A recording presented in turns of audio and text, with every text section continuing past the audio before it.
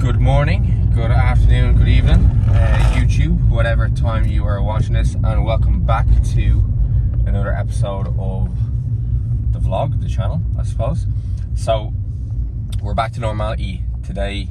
It's Friday. I spent the last few days under the weather. So yeah, pretty much 2 weeks of not feeling great. One after Lisbon and one is in Manchester, and then obviously the last few days feeling sick, had a bit of a chest infection. Thankfully this week I am deloading, but the Friday session is probably the only session that I actually haven't recorded, so I'm going in to record that today, and I'll put the exercise list on the screen. The focus of today's session is more of a bodybuilding specific day, so the way my kind of sessions are kind of differing in the sense of like between powerlifting and bodybuilding structure is, well, firstly exercise selection. So I don't necessarily have, I've no like barbell movements today. Really, I don't have any squat, bench or deadlift, so obviously that kind of rules out the powerlifting focus there.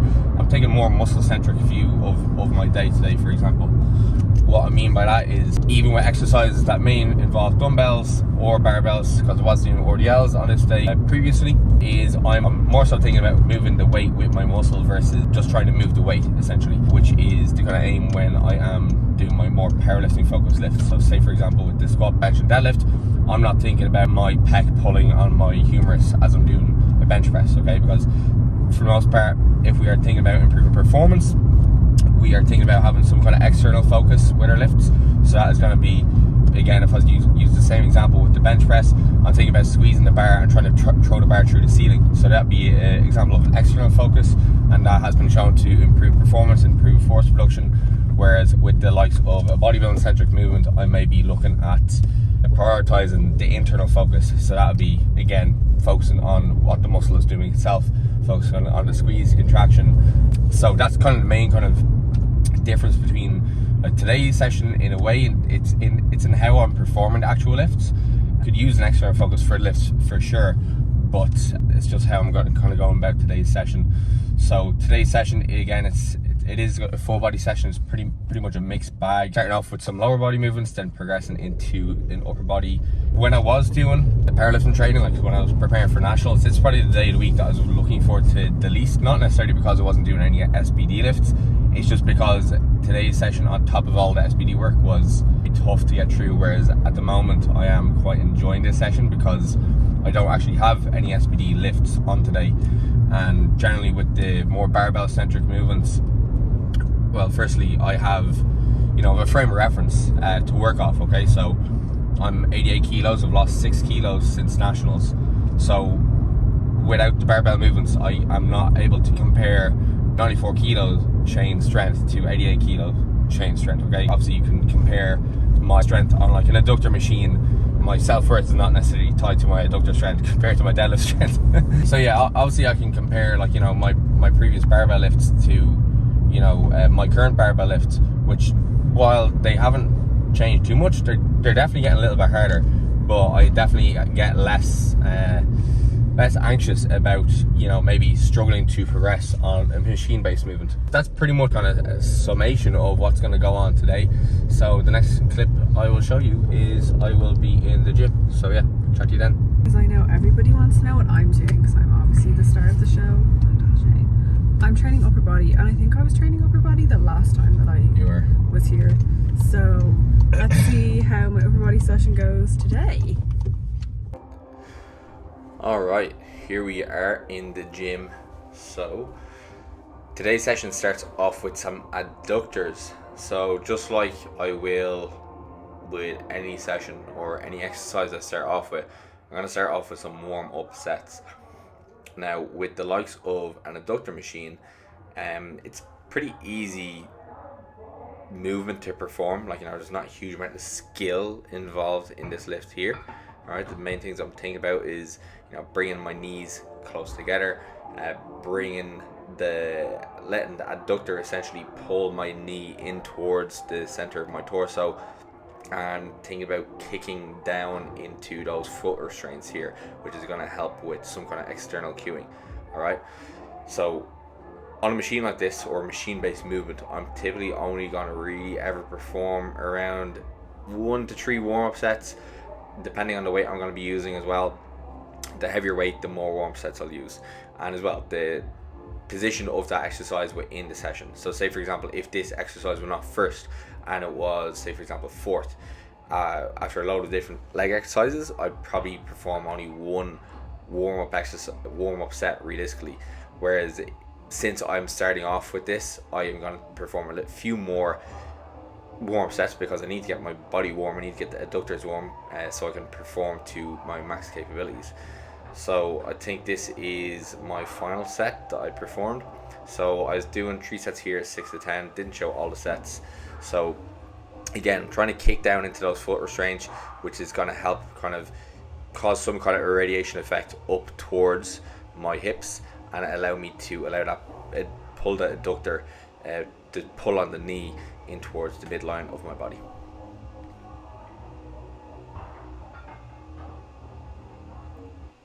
Next up then we have some 45-degree hip extensions. So adductors are done and now we are on to hamstrings. Okay, so I subbed this in for an RDL.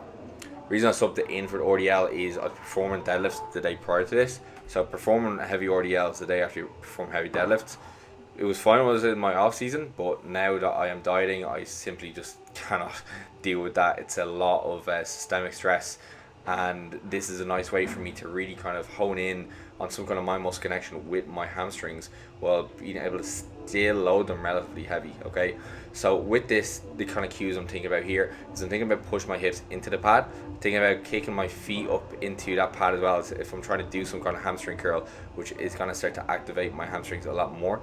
And then as I am bringing those weights up to the top position, I'm thinking about pushing my hips into the pad.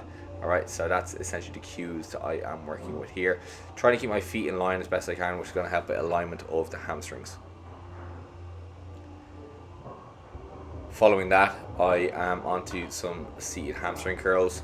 So it's very important anytime you're getting into a machine, I mentioned this before with calf raise, like ensure that the machine is set up so that it's kind of fit you. Okay, so things I looked at here was adjusting that foot pad. So the foot pad, I want to adjust it that's close enough to the knee, which is going to make the actual kind of lever arm a little bit more efficient. As you see, I have a plate there behind my back. This is to bring the seat a little bit more forward, because what I'm trying to do is I'm trying to align my knee with the actual pivot point of the machine. So when you're using a seated hamstring curl, you want your knee, and leg extension for example, you want your knee to be aligning with that pivot point, because that's the axis, and your knee is the axis as well of the body that is going to be producing the force. Alright, with that restraint over my quads, you want that pressed down as much as you can. Okay, you don't want that to be loose, because what your legs are going to want to do is move up forward. Okay, also things that you're trying to do here is utilize those handles, right? Don't have your hands across your chest, don't have your hands just like flailing about.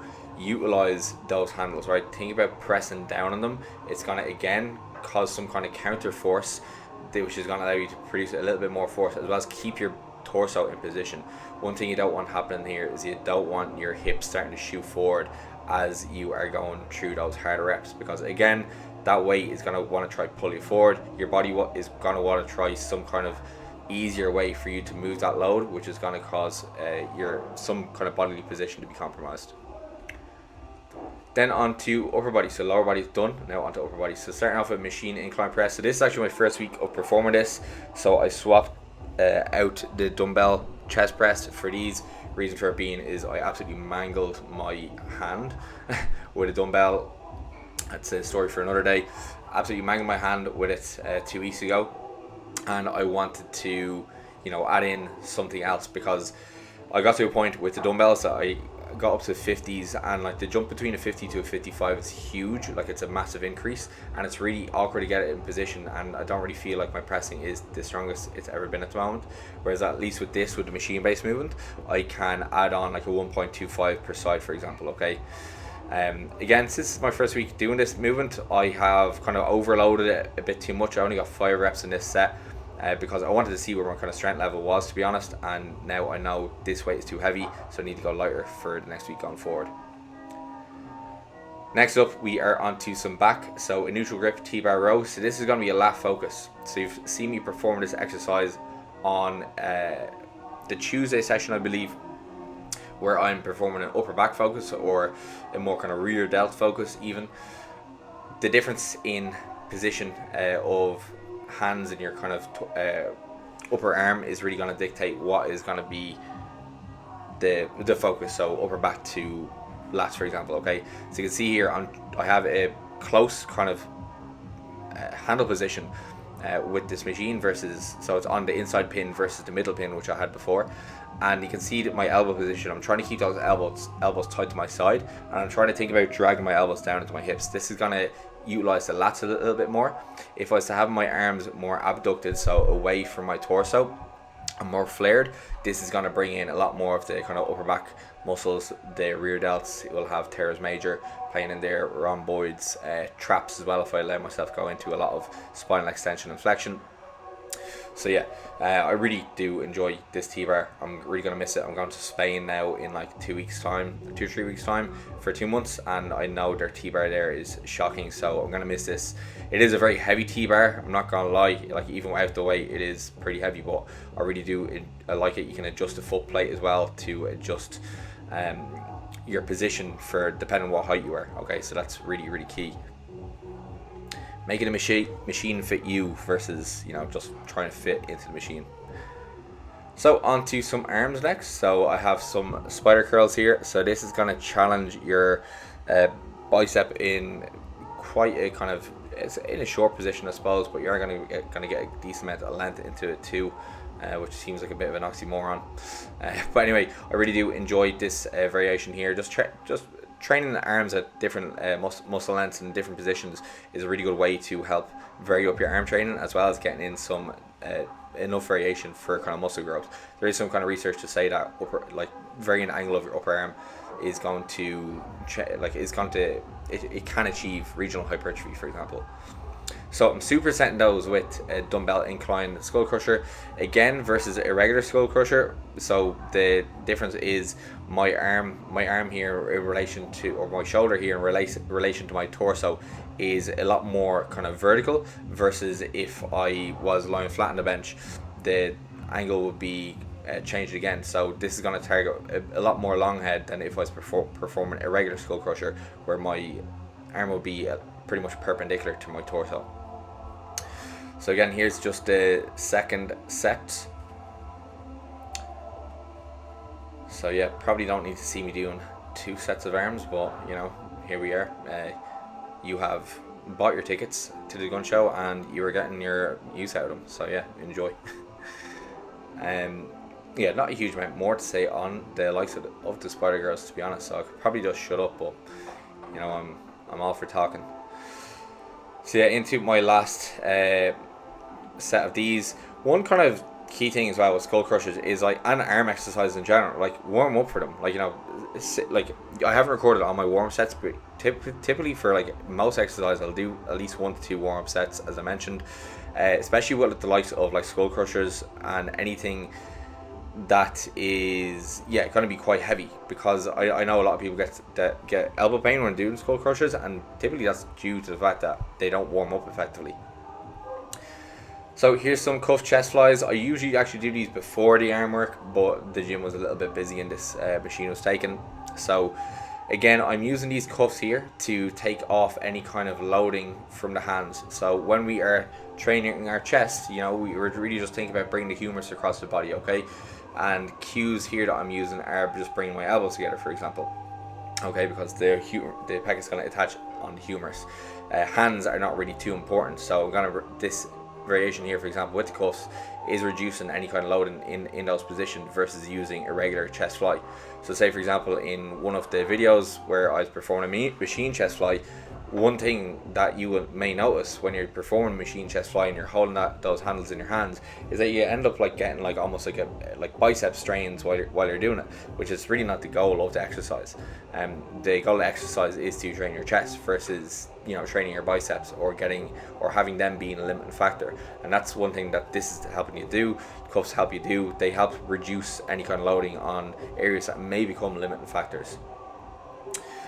So yeah, had 2 sets here. So the first set that you've seen was essentially, again, just a primer set. So anytime I'm setting up on these cables here, I really want to ensure that I am set up in a way that cable is coming in line with the way that I'm like putting my intent. Okay, so I want that cable in line with my upper arm.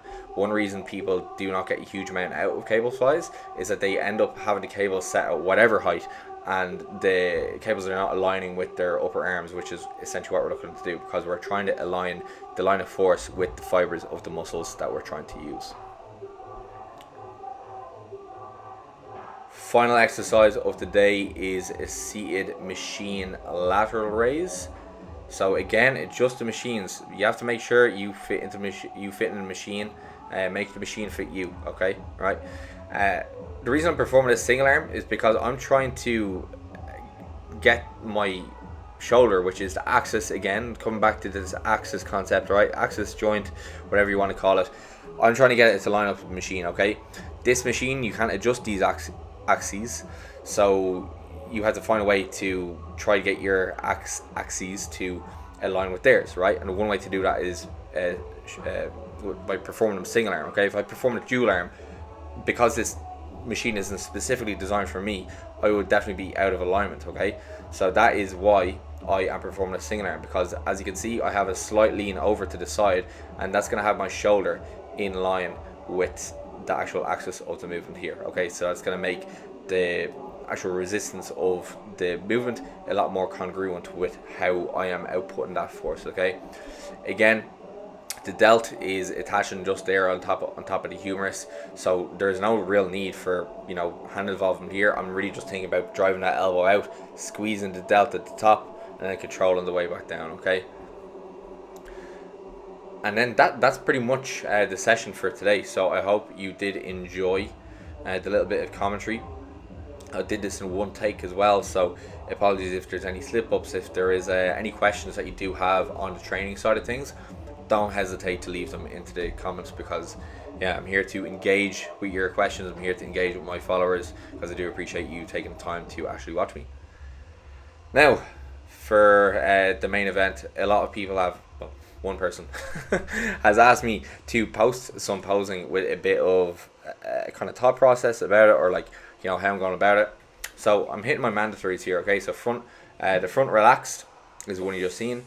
I'm going for a quarter turn here too, and then the back relaxed, or I think it's called back relaxed, and then as well the quarter turn to the other side. Okay, one of the key kind of things with, now I'm going to preface this with, I'm no posing expert, right?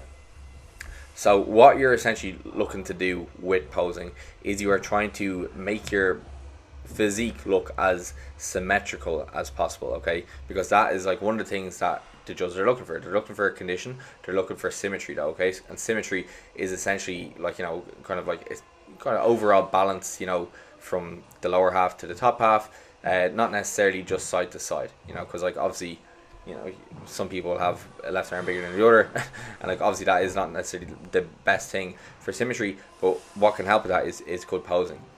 So you'll see here, like there's some poses here that I really enjoy. Like I really like hitting that side chest. It is a strong pose for me personally, I think. I also like hitting my side tricep, you know, my most muscular, which you would have seen, which looks like I'm going up to a urinal, for example. That is one that I also do quite enjoy. I like the side poses and the most muscular on myself. Like, you know, I'm not gonna lie, but then there's other ones that I don't necessarily like as much. So for example, back poses, I think I'm definitely weak. I definitely do think my lower half is definitely an area that I can certainly bring up. But then again, look, at the moment I'm just still a little bit out of shape. I do have a good few more kilos to lose. So yeah, that's kind of the main thing there. As I get leaner, it's gonna look better, but it's really important that I do continue doing pros in practice. I'm doing it a couple of times a week, maybe 3 times a week, or after every session. I feel like some poses, for example, like quarter turns, I'm pretty much doing them like a couple of times a day, to be honest, like while I'm waiting to cook my food, for example, because it does help with the overall practice. But yeah, that's pretty much it for today's video. I hope you enjoyed it. Don't forget to like, comment and subscribe, and I will catch you in the next one.